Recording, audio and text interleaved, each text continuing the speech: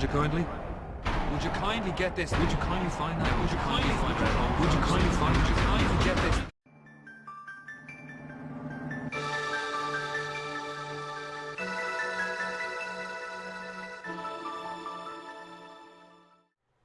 What is going on, everybody? I just finished Octopath Traveler, so I thought I'd talk about it, give a little review, give a little overview. Bottom line is that I feel like I wasted $60 on 60 hours of gameplay of this game. Not a terrible game, not a great game, not even an average game. I probably rate it in the 5 or the 6 range, but if I were to play it over again, my ideal team would be Cyrus as a dancer, Tressa as a warrior, Darion as an apothecary, and Ophelia as a scholar. My team was Ulrich as an apothecary, using second serving so he could hit multiple times, patience so he could potentially get an extra turn, surpassing power so his ultimate skill could go over 9,999, vim and vigor so he could recover HP after every turn, and if he gets an extra turn, he gets more HP. Tressa, my merchant, was a cleric. She had patience to get an extra turn, hang tough so if she would get hit to a near-death state, she would survive with 1 HP. SP Savior, which would cut down all of her SP utilization by 50% so she could heal more often, because healing should not cost 25. That is absolutely ridiculous. And I had Elemental Augmentation, which increases the SP attack so she could deal more damage, because honestly Tress is not really a great mage character. Darion the Thief, he was a merchant. I had patience, I had second serving, I had vim and vigor, and I had heightened healing. Heightened healing allows you to receive 30% more healing when you recover your SP or HP. And Cyrus, my mage type character, was also a dancer who had patience, vim and vigor, second wind, which recovers SP, and heightened healing, which recovers 30% more HP and SP. So when you have vim and vigor and second wind, you're recovering HP and SP, and you have heightened healing, you get 30% more at the end of every turn.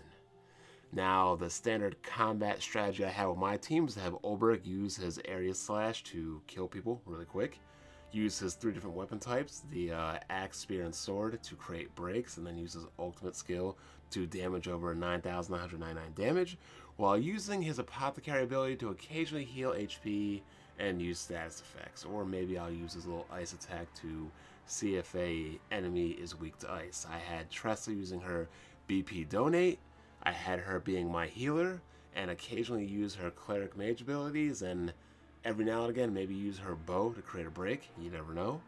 Darion, I always had him using his BP donate. I had him using his shackle ability to lower the offensive attack abilities of enemies should their attack abilities be too much for the party to handle.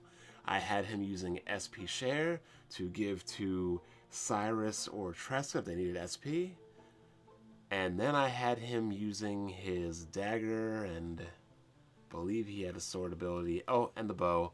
3 different weapons to create breaks should he ever need to. And he has a fire move if I wanted to throw out a weak fire spell to test if an enemy was weak to fire. Cyrus, all I can say is just spam magic. Spam magic to create a break, and then spam magic again to do huge damage after a break. The story in this game, absolutely and completely forgettable. The most generic, by the book, you don't care story of all time. I have never cared less for a story in a JRPG. You complete 4 chapters for each of the 8 characters, or just complete the main character's chapter of 4 chapters, and that's the game. I could not name you one NPC in this game. I could not name you one character outside the main 8 characters in this game. I could not name you one antagonist in this game. The characters themselves in this game do not interact with each other within the story. They only interact with each other when prompted when you hit the plus button. That is it. Everything in this game is bland, generic. Hell, it was so bland and boring, I could not get through the 5 and 10 and 15 minutes of dialogue and reading. It just kept going and going and going. So what I ended up doing was skipping the entire story, just holding down the A button, skipping scene, skipping scene, skipping scene, skipping scene, and I literally just treated this game like a dungeon crawler.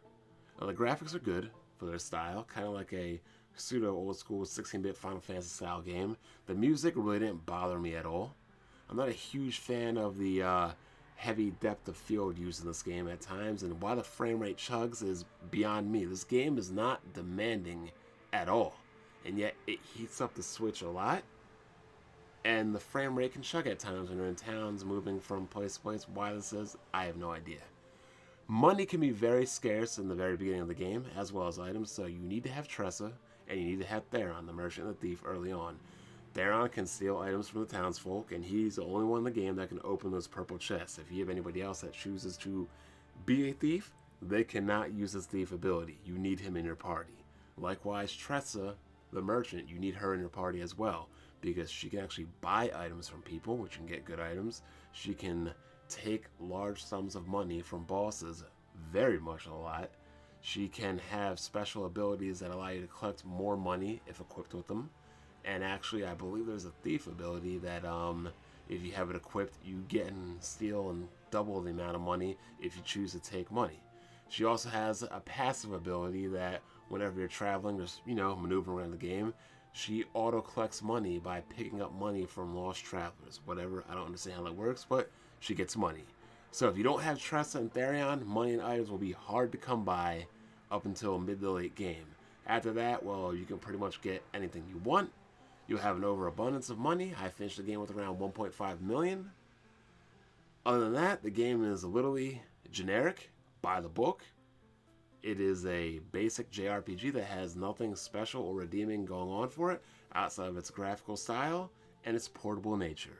If you're looking for a good JRPG, you have plenty of other options, and outside of that, I would highly recommend you get Dragon Quest XI instead.